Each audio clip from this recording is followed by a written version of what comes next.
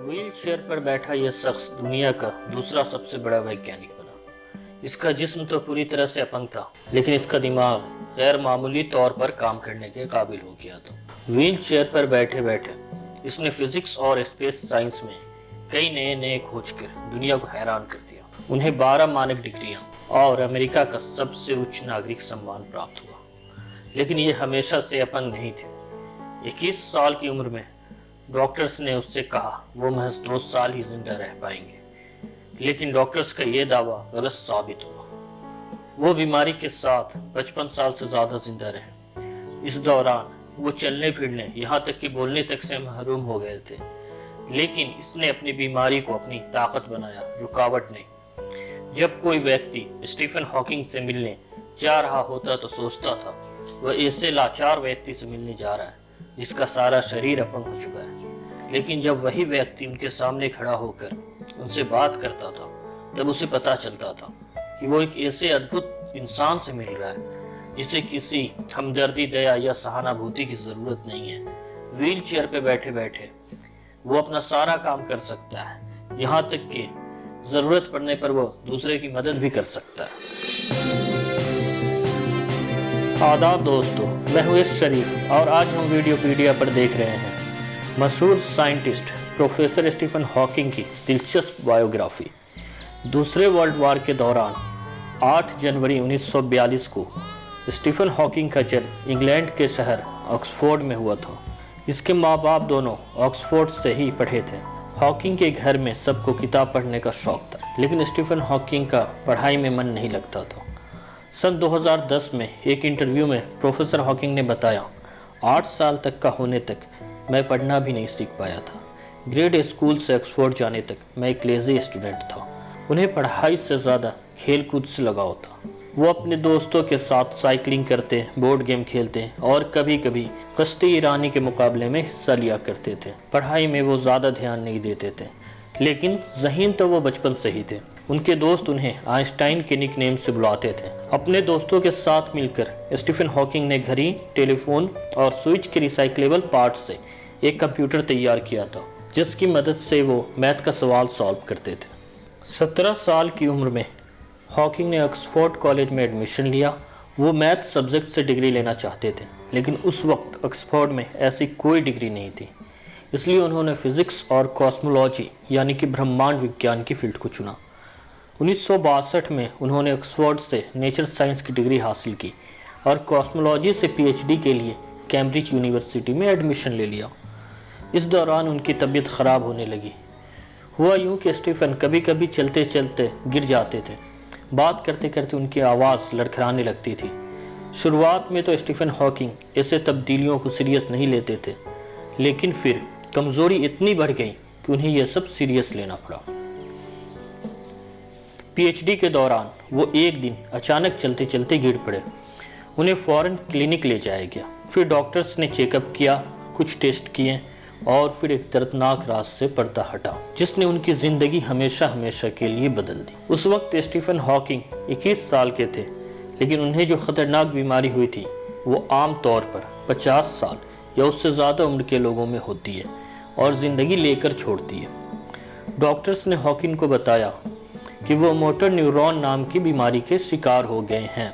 Medical language में इसे ALS कहते हैं। इस बीमारी में मरीज धीरे धीरे कमज़ोर होते जाते हैं। उनका अंग काम करना बंद कर देता है, दिमाग से उसका कनेक्शन कट जाता है। बीमारी की खबर हॉकिंग और उसके फैमिली पर बिजली की तरह गिरी।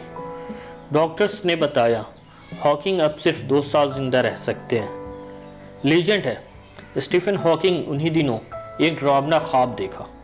उन्होंने देखा उन्हें फांसी पर लटकाया जा रहा है। स्टीफन हॉकिंग के मुताबिक इस ख्वाब ने मौत का एहसास कराया तो उन्हें ज़िंदगी की कदर महसूस हुई। उन्हें लगा अभी तो ज़िंदगी ख़त्म नहीं हुई है, अभी तो बहुत कुछ किया जा सकता है। इस बीमारी से पहले स्टीफन हॉकिंग एक एवरेज स्टूडेंट थे। उन्हें एहसास हुआ शायद पीएचडी ख़त्म होने तक वो ज़िंदा न रह पाएँ, इसलिए उन्होंने अपना पूरा फोकस रिसर्च की तरफ रख दिया। स्टीफन हॉकिंग की बीमारी ने उन्हें पहले से ज़्यादा कमज़ोर कर दिया था। वो अब एक छड़ी की मदद से चलते थे, लेकिन उन्होंने हिम्मत नहीं हारी थी। وہ نارمل لوگوں کی طرح زندگی گزار رہے تھے۔ 14 جولائی 1965 میں اسٹیفن ہاکنگ نے جین بیلٹ سے شادی کی، جس سے انہیں 3 بچے بھی ہیں۔ لیکن ظالم بیماری نے اسٹیفن ہاکنگ کو کمزور سے کمزور تر کرنا جاری رکھا۔ وہ 1969 تک اسٹیک سے ہوتے ہوئے ویل چیئر پر آ بیٹھے، لیکن یہ عام ویل چیئر نہیں تھی۔ انہیں خاص طور پر سائنٹیفکلی ڈیزائنڈ ویل چیئر ملی تھی، جس میں کچھ خاص گیجٹس انسٹالڈ تھے، جس کی مدد سے وہ لکھتے بھی تھے۔ لیکن ایک مسئلہ بھی تھا، وہ یہ کہ اسٹیفن ہاکنگ اپنی ویل چیئر کو ادھر ادھر دوڑاتے وقت کنٹرول نہیں کر پاتے تھے۔ ایک مرتبہ انہوں نے ویل چیئر برطانوی شہزادہ چارلز کے پیر پر چڑھا دیا تھا۔ ایک بار تو کانفرنس میں ویل چیئر دوڑاتے ہوئے وہ گر پڑے۔ اس حادثے میں ان کے کولہے کی ہڈی ٹوٹ گئی۔ وہ اس حادثے کو یاد کرتے تھے اور کہتے تھے، میں ایک برا ڈرائیور ہوں۔ بیماری کی وجہ سے انہیں بولنے میں بھی مشکل پیش آتی تھی۔ 1985 میں اسٹیفن ہاکنگ کو نیمونیا ہوا اور پھیپھڑوں میں انفیکشن کی وجہ سے انہیں سانس لینے میں بھی مشکل پیش آنے لگی۔ ان کی جان بچانے کے لیے ڈاکٹر کو آپریشن کرنا پڑا۔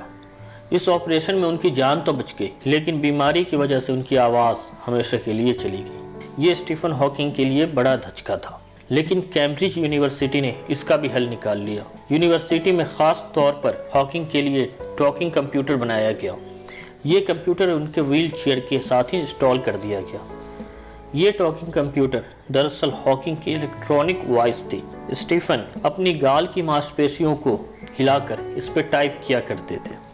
شروعات میں ایک لفظ لکھتے ہوئے ان کی سانسیں پھول جاتی تھی، لیکن رفتہ رفتہ وہ اس کام میں ایکسپرٹ ہوتے گئے۔ وہ جو الفاظ ٹائپ کرتے وہ الفاظ الیکٹرانک وائس میں کنورٹ ہو کر اسپیکر سے سننے والوں کے کان تک پہنچ جاتی تھی۔ اسٹیفن ہاکنگ نے اسی کمپیوٹر کی مدد سے بے حد مشہور کتابیں لکھی تھی۔ اسی ٹاکنگ کمپیوٹر کے ذریعے وہ اپنے لیکچر تیار کرتے اور ڈیلیور بھی کیا کرتے تھے۔ اسٹیفن ہاکنگ نے بہت سے سائنٹیفک دعوے کیے، ان میں سے کچھ سچ ثابت نہ ہو سکے، لیکن کچھ دعوے ایسے بھی تھے جس نے سائنس کی دنیا میں تہلکہ مچا دیا۔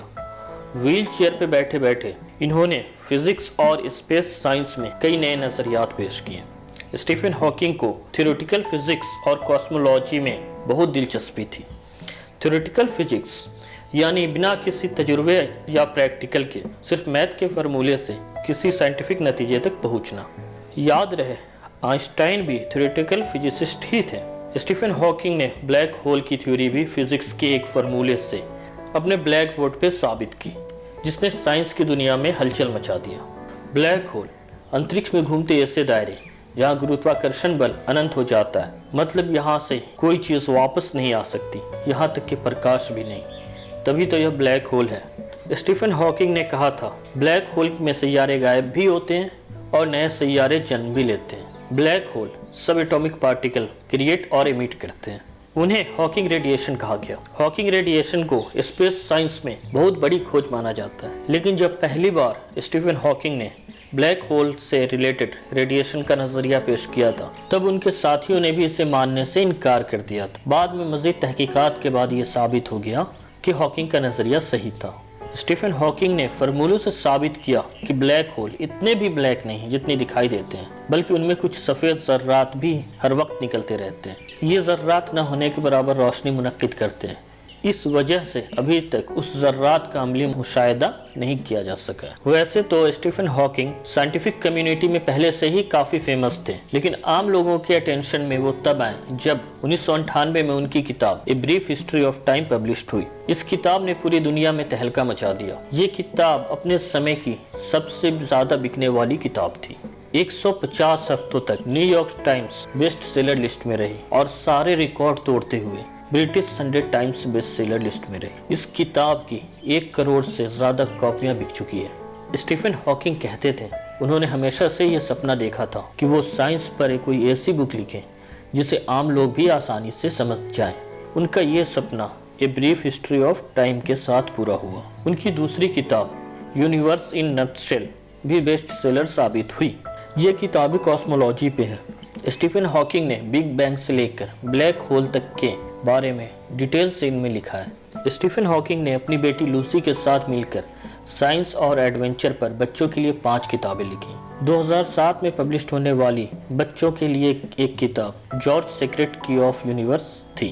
اس کتاب کو انہوں نے بچے کی دماغی سمجھ کو خیال رکھتے ہوئے لکھا تھا۔ اس کتاب میں اس نے بچے کے دماغی سمجھ کو دھیان میں رکھتے ہوئے بتایا کہ یہ گرہ، الکا پنڈ، ستارے، بلیک ہول وغیرہ کیا ہیں، کس طرح یہ برہمانڈ میں اپنا کردار ادا کرتے ہیں۔ اس کتاب کا مکھ کردار جارج نام کا ایک لڑکا ہے جو آس پاس کا سفر کرتے برہمانڈ کے بارے میں سیکھتا چلا جاتا ہے۔ اسٹیفن ہاکنگ کو ایک نظریاتی سائنٹسٹ کے طور پر دیکھا جاتا ہے۔ انہیں سائنٹیفک نظریے پر شرط لگانے اور ہار جانے پر کمال حاصل تھا۔ اس وجہ سے دوست اکثر ان کا مذاق بناتے تھے۔ 1975 میں اسٹیفن ہاکنگ نے اپنے دوست کپ تھرون سے شرط لگائی کہ سگنس X1 بلیک ہول میں بدلے گا یا نہیں۔ کپ تھرون کا دعویٰ تھا بلیک ہول بن جائے گا، لیکن ہاکنگز کا دعویٰ تھا کہ بلیک ہول نہیں بنے گا، اور بلیک ہول بننے پہ ہاکنگ 1990 میں یہ شرط ہار گئے۔ پھر 1997 میں ہاکنگ نے کپ تھرون کو اپنے میں ملایا اور دونوں نے ساتھ مل کر جان پریسکل سے اس بات پہ شرط لگائی کہ بلیک ہول میں گریویٹیشنل کولیپس کی وجہ سے انفارمیشن ضائع ہو جاتی ہے یا نہیں۔ ہاکنگ کا دعویٰ تھا انفارمیشن ضائع ہو جاتی ہے، جبکہ پریسکل کا دعویٰ تھا انفارمیشن ضائع نہیں ہوتی۔ 2004 میں وہ اپنے ہی ریسرچ یعنی ہاکنگ ریڈیشن پر لگی شرط ہار گئے۔ برٹش نیوز پیپر دی گارجین میں پبلش ہوئے ایک انٹرویو میں پروفیسر ہاکنگز نے کہا تھا، ہمارا دماغ ایک کمپیوٹر ہے اور یہ کمپیوٹر تب کام کرنا بند کر دیتا ہے جب اس کے کمپوننٹس فیل ہو جاتے ہیں۔ اسی کو مرتیو یعنی موت کہتے ہیں۔ وہ جو مانیتائیں ہیں کہ موت کے بعد بھی زندگی ملے گی، سورگ وغیرہ، وہ سب مانیتائیں لوگوں کو دلاسا دینے کے لیے ہوتی ہے، کیونکہ انسان اس خیال سے ڈرتا ہے کہ موت کے بعد میری چیتنا، میری ہستی کا کیا ہوگا۔ اسٹیفن ہاکنگ نے کہا تھا، ہم سب جس پر چاہیں اس پر وشواس کرنے کے لیے آزاد ہیں، اور میرا اسپشٹ وچار یہ ہے کہ کوئی ایشور نہیں ہے۔ اس برہمانڈ کو کسی ایشور نے نہیں بنایا ہے، اور نہ ہی کوئی ہمارے بھاگیہ کو لکھتا ہے۔ ہمارے پاس یہی ایک زندگی ہے برہمانڈ کے گرینڈ ڈیزائن کو سمجھنے کے لیے، اور یہی چیز مجھے گہرے احساس کی طرف لے جاتی ہے۔ جب امریکہ نے جنگ میں AI روبوٹ کے استعمال کو لے کر ایک ریسرچ کیا تو اسٹیفن ہاکنگ نے آگاہ کیا تھا کہ اس طرح کا ریسرچ تباہی کا ذریعہ بن سکتا ہے۔ اسٹیفن ہاکنگ نے دنیا کے انت کے بارے میں بات کرتے ہوئے کہا تھا، آرٹیفیشل انٹیلیجنس، نیوکلیئر وار، مہاماری، کلائمیٹ چینج، بڑھتی جن سنکھیا، یہ سبھی وہ کارن ہیں جو دنیا کو انت تک لے جائے گی۔ اسٹیفن ہاکنگ نے کہا تھا، مجھے لگتا ہے مانو جاتی کے پاس خود کا آستتو بچائے رکھنے کے لیے 1000 سال ہے۔ جب تک یہ پرتھوی منشیہ کے رہنے لائق نہ رہ جائے، اس سے پہلے ہمیں پرتھوی جیسا کوئی گرہ کھوجنے کی ضرورت ہے۔ اسٹیفن ہاکنگ کی خراب طبیعت اور خراب رویے نے اس کی پرسنل لائف کو بھی متاثر کیا تھا۔ اس کی پہلی بیوی جین نے اس کا بہت ساتھ دیا۔ وہ بیمار شوہر کی خدمت کے ساتھ 3 بچوں کی پرورش اچھے سے کر رہی تھی، لیکن جین کے اتنے قربانی کے باوجود یہ شادی ایک کامیاب شادی نہ بن سکی۔ بعد میں جین اپنے شوہر سے اتنا پریشان ہو گئی تھی کہ اس نے اسٹیفن کو ایک انا پرست اور بد اخلاق بچے جیسا قرار دیا۔ 1990 میں اسٹیفن نے اپنی بیوی کو طلاق دے دیا، جس سے اس نے لو میرج کیا تھا۔ اپنے پہلی بیوی سے الگ ہونے کے 5 سال بعد اسٹیفن نے اپنی نرس ایلین میشن سے دوسری شادی کی، لیکن یہ شادی بھی زیادہ دن نہ چل سکی۔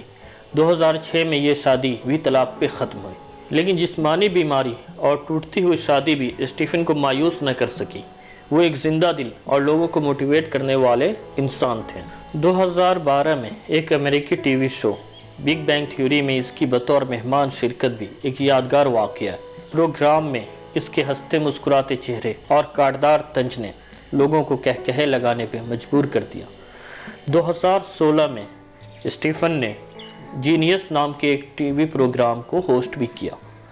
BBC کو دیے ایک انٹرویو میں پروفیسر ہاکنگز نے کہا تھا، اسپیس میں سفر کرنے کی اس کی لمبے عرصے سے خواہش ہے۔ 2007 میں ہاکنگز کی یہ خواہش پوری ہوئی۔ فلوریڈا سے کینیڈی اسپیس سینٹر کا دورہ کرنے کے دوران انہیں زیرو گریویٹی میں سفر کرنے کا موقع ملا۔ اس سفر کے لیے خاص طور پر تیار بوئنگ 727-200 جیٹ میں کیمرہ لگایا گیا تھا۔ اسٹیفن کو جب ویل چیئر سے نکالا گیا تو وہ بنا وزن کی ہوا میں پرواز کر رہے تھے، جیسا آپ اس ویڈیو میں دیکھ رہے ہیں۔ ایسے سفر کے لیے عام طور پر $4000 خرچ کرنا پڑتا ہے، لیکن اسٹیفن کے لیے یہ بالکل فری تھا۔ سفر کے بعد پروفیسر ہاکنگ نے کہا تھا یہ واقعی کمال کا تجربہ ہے، میں تو ایسے ہی کافی سمے تک رہ سکتا ہوں۔ اسٹیفن ہاکنگ کا اگلا مشن اسپیس میں سفر کرنا تھا۔